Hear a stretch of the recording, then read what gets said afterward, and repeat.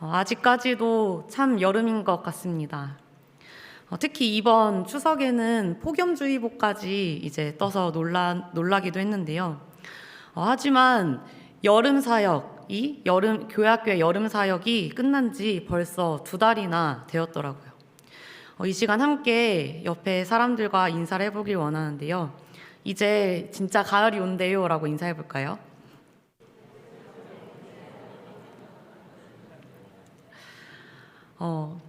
이번 여름 수련회 때 저희 중등부에서 처음으로 이제 자체적으로 하는데, 자체적으로는 원래 이제 했었는데 외부로 나가서 자체적으로 하는 처음으로 해보는 그런 여름 수련회를 진행을 하게 되었었습니다. 저희가 이렇게 중등부에서 교회 안에서 여름 수련회를 진행하지 않고 밖으로 나가서 수련회를 진행했던 이유가 있었어요. 그 이유는 뭐냐면 중등부 아이들이 요청을 했었기 때문입니다. 어떤 이유인지는 모르겠지만 제발 충주만 벗어나서 수련회를 하고 싶다라고 하는 거였어요.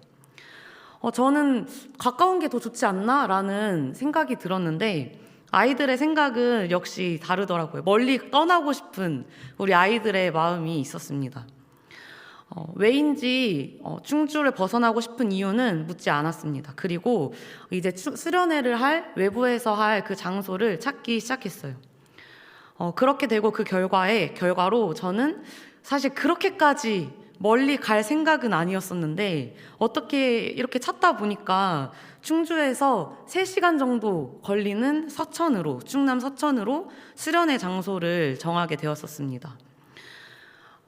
이렇게 하게 된 이유가 아이들의 요청이 있었기 때문이었잖아요. 멀리 가게 된 이유가 또 아이들의 원함이었기 때문인데요.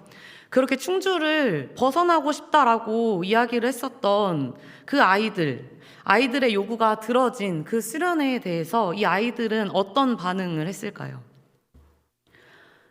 수련회를 마치고 이제 피드백을 몇몇 아이들에게 받아보았더니 이번에는 이제 수련회에 잠을 자는 공간이 좁았다고 불편했다라고 말을 하는 거예요.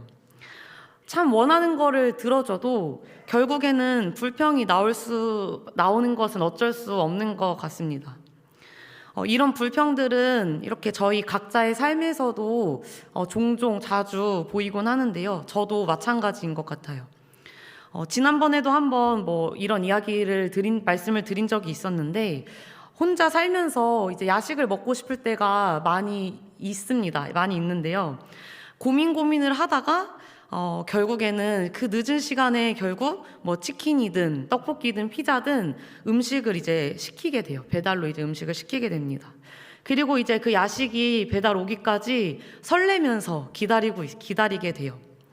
그리고 이제 배달이 도착을 해서 그 음식을 뜯고 신나게 먹기를 시작하는데요. 이제 혼자니까 아무리 1인분의 양이 온다라고 해도 그 양이 1인분의 양이 사실 아니거든요. 되게 양이 많이 와요. 그래서 이제 절반 정도를 먹으면 이제 제 마음에 어떤 마음이 드냐면요. 괜히 시켰다. 라고 이제 불평을 하기 시작합니다. 배가 고파서 시켜놓고선 이제 배가 부르니까 자기 전이잖아요, 또. 이제 속이 더부룩하고 좀 속이 좋지 않은 거예요. 그래서 이렇게 생각을 하는 거예요. 아까 차라리 배고팠을 때가 더 나았던 것 같은데 라면서 말도 안 되는 불평과 후회를 한다는 겁니다. 사람은 참 이렇게 간사한 것 같습니다. 이렇게 해도 불평, 저렇게 해도 불평, 또 이렇게 해도 후회를 하고 저렇게 해도 후회를 하고 여기까지 봤을 때 그럼 그 불평과 후회의 기준은 무엇일까요? 어떤 기준으로 저희는 그렇게 불평을 하게 될까요? 이전의 상황과 또 이전에 느꼈었던 그 감정을 가지고 그 감정을 기준으로 우리는 불평을 하기 시작합니다.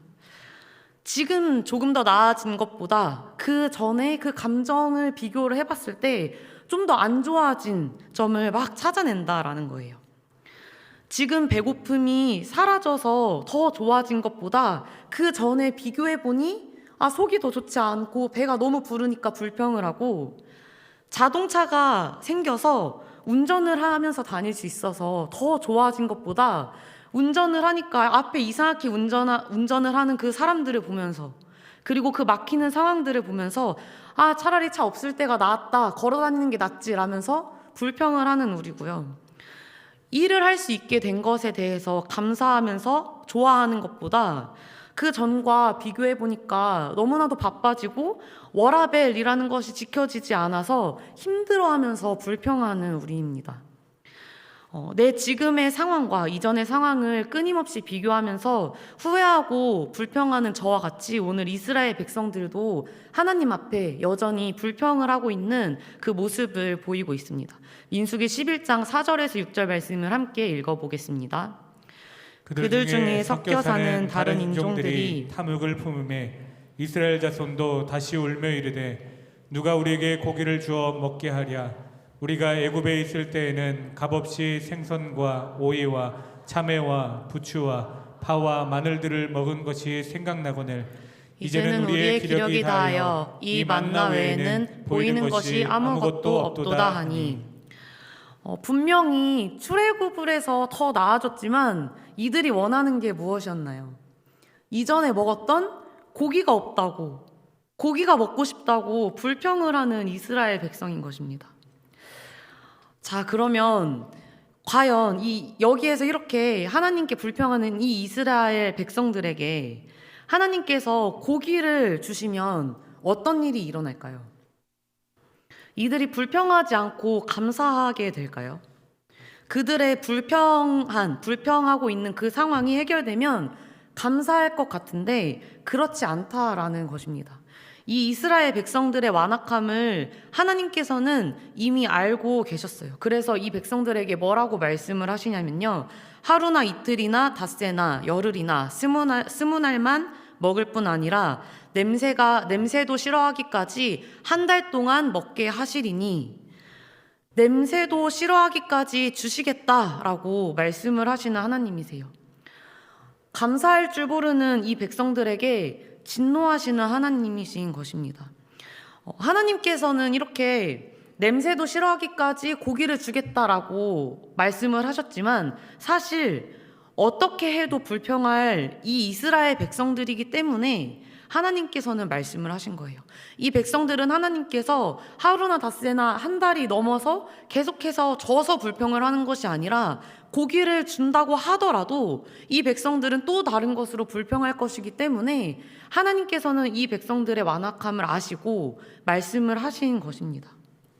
근데 아닐 것 같은데, 내 문제가 해결되면 감사할 것 같은데 라고 또 생각이 들죠. 하지만 감사했다가도 방금 전에 말씀드린 것과 같이 우리는 또 다른 것으로 불평하고 있을지도 모른다라는 것입니다. 앞전에 그 말씀을 드렸던 수련회의 이야기에서 이번에는 그 아이들이 또 숙소가 불편했다고 이야기를 했잖아요. 이번엔 정말 좋은 숙소를 찾아서 이제 아이들과 수련회를 진행했다라고 하더라도 이 아이들은 정말 놀랍게도 또 다른 불평거리를 찾아낼 것이라는 겁니다. 또 이제 배가 너무너무 불러서 속이 좋지 않았다가도 시간이 지나 배가 평안해졌다 하더라도 그때는 또 다른 새로운 음식을 찾으면서 불평할 우리고요. 이제 차가 막히지 않고 앞에 이상하게 운전하는 사람이 없어서 편안하게 갈 수 있는 그 길이라 하더라도 그렇게 나아진 환경에서 이제는 더 좋은 차를 갖고 싶어서 불평을 할 우리고요. 또 이제 일이 조금 적응이 되면서 워라밸이 지켜지네? 조금 더 감사한 것보다 그것들이 적응이 되니 좀 더 나은 조건의 직장을 찾아보는 우리의 모습일 것입니다. 그런데 이렇게 사실 불평할 수 있죠. 불평할 수 있지만 하지만 그런 우리의 원하는 마음과 그 불평에도 정도가 있다라는 것을 우리는 알아야 합니다. 불평은 할 수 있지만 그 불평에도 정도가 있다라는 것을 우리는 알아야 해요. 이 이스라엘 백성들이 정말 진짜 나빴고 위험한 마음을 가진 것이 무엇이냐면요. 불평을 하는데 그 정도가 지나쳤다라는 거예요. 지금 삶이 그저 힘들어서 막 짜증이 나고 더 나아지고 싶다 이 정도가 아니라 그때가 좋았다라는 그 고백을 했다는 것입니다. 그때라고 하면은 언제를 말하고 있는 것인가요? 이스라엘 백성들이 말하고 있는 그때는 애굽에서 나오기 전, 출애굽하기 전, 하나님께서 이 백성들을 구원하시기 전이 좋았다라고 이 백성들은 고백을 하고 있다라는 거예요. 18절의 말씀을 함께 읽어보겠습니다. 18절의 말씀입니다. 또 백성에게 이르기를 너희의 몸을 거룩히 하여 내일 고기 먹기를 기다리라. 너희가 울며 이르기를 누가 우리에게 고기를 주어 먹게 하랴. 애굽에 있을 때가 우리에게 좋았다 하는 말이 여호와께 들렸으므로 여호와께서 너희에게 고기를 주어 먹게 하실 것이라. 애굽에 있을 때가 좋았다. 이 원어는 토브라는 원어로 사용되었는데요. 정말 말 그대로 좋았다라는 거예요. 좋게 여겼다라는 것입니다. 그때가 좋았다라고 하는 말은 단순하게 정말 이 백성들이 고기가 먹고 싶다라는 것을 이야기하는 게 아니라요. 이전에 애굽 생활에 대해 향수를 느끼고 있다라는 거예요. 애굽 생활에 대한 그리움을 가지고 고백했다라는 것입니다. 그런데요, 이 백성들이 애굽에서 나오게 되었던 그 이유가 무엇이었나요? 애굽의 그 학대로 인해서 이 백성들이 하나님께 부르짖었기 때문에 이 백성들이 나온 거잖아요. 그래서 그 백성들이 부르짖고 그 애굽으로부터 구원하실 때 하나님께서는 이 백성들에게 진정한 축복과 구원을 알려주기 위해서, 하나님의 이끄심이 어떠한 삶인 것임을 보여주기 위해서 이 이스라엘 백성들을 애굽의 그 땅에서 불러내셨던 것입니다. 그런데 이 백성들은 그 의미를 깨닫지 못하고 다시 이전으로 돌아가고 싶다라고 고백한 거예요. 불평하면 안 될 것을 불평한 이스라엘 백성들입니다.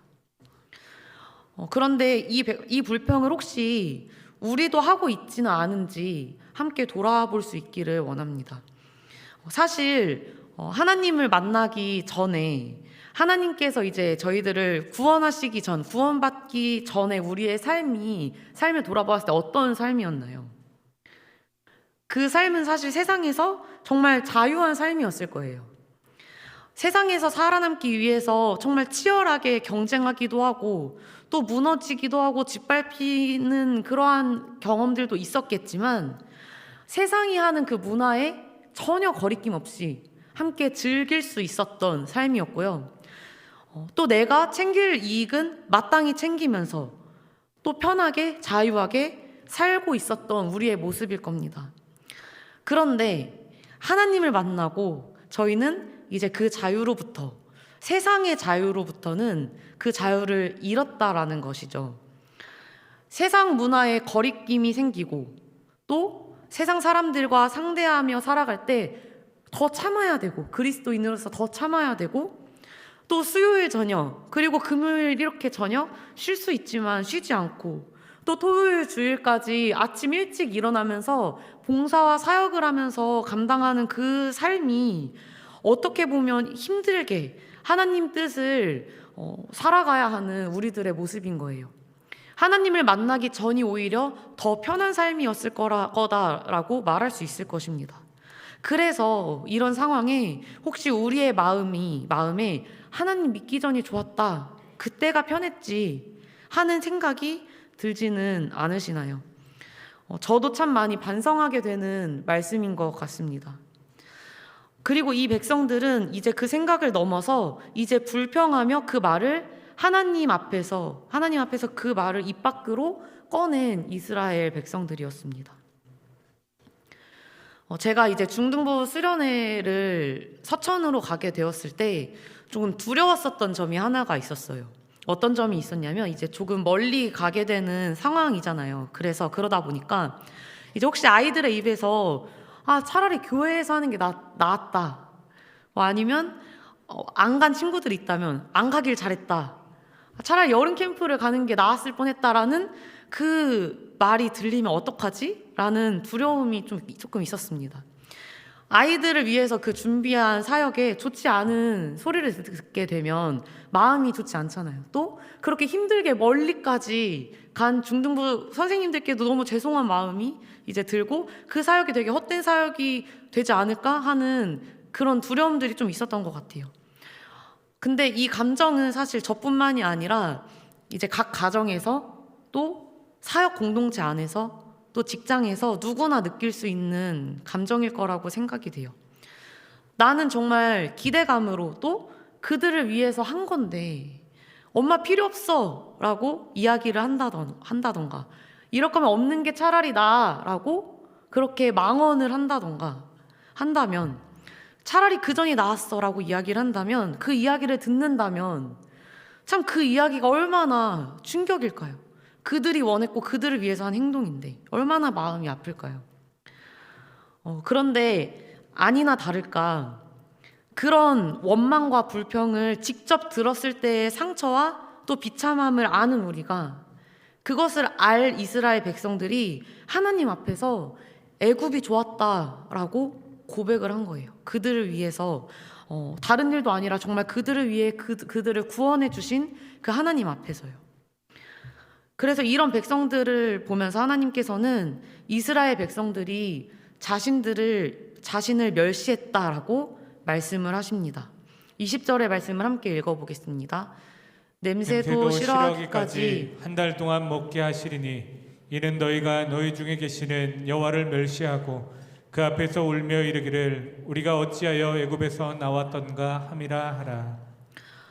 광야 길에서 이 백성들이 그렇게 쉽게 내뱉었던 이유도 있습니다.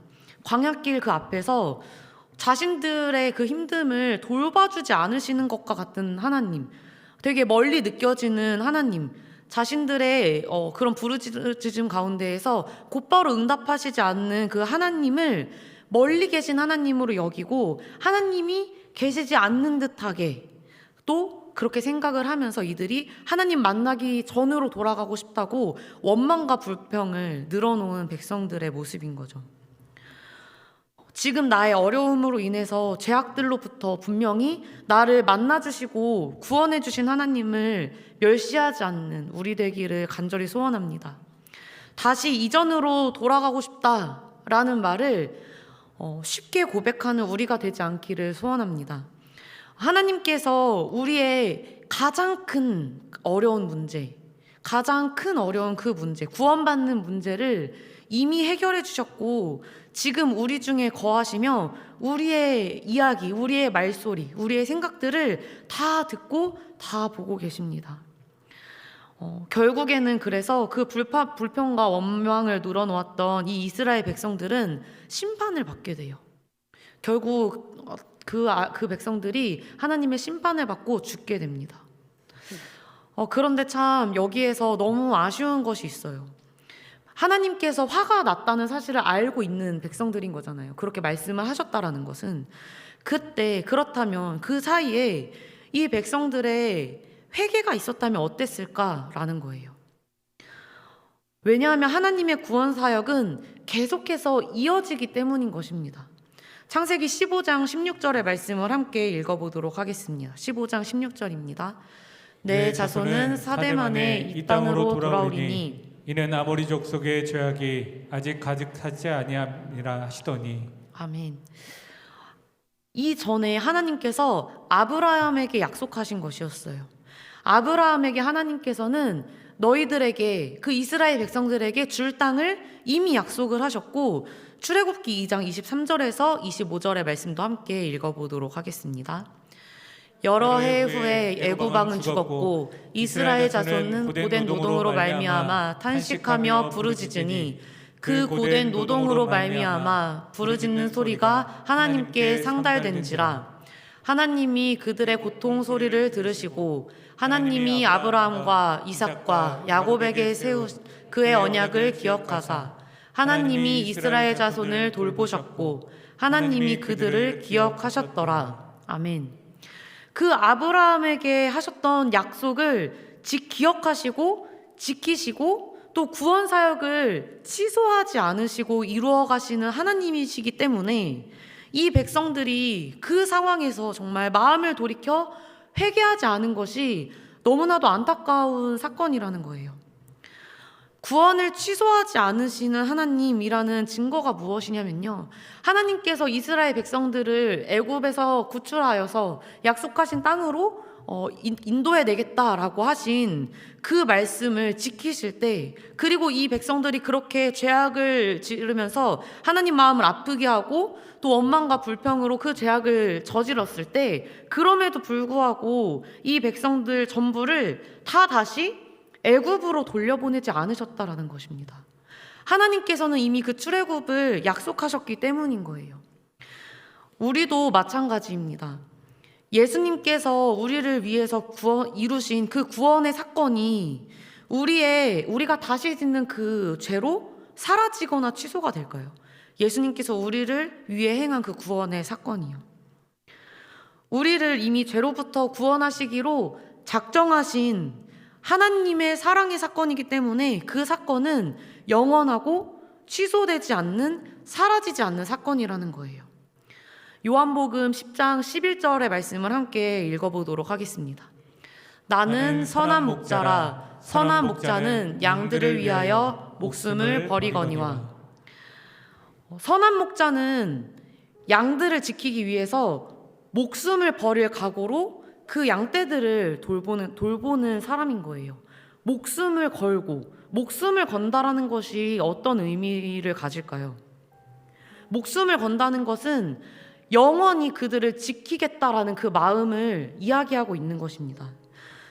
그렇게 선한 목자 되신 예수님께서 우리를 살리시기 위해서 물과 피를 쏟으심으로, 목숨을 버리심으로 구원을 이루셨어요. 우리에게 영원한 생명을 주시기 위해서. 그리고 이미 그렇게 죽으신 그 사건은 어떠한 것으로도 취소가 될 수 없다라는 것입니다. 어떠한 것으로도요. 우리의 죄로도 취소가 될 수 없는 사건인 거예요.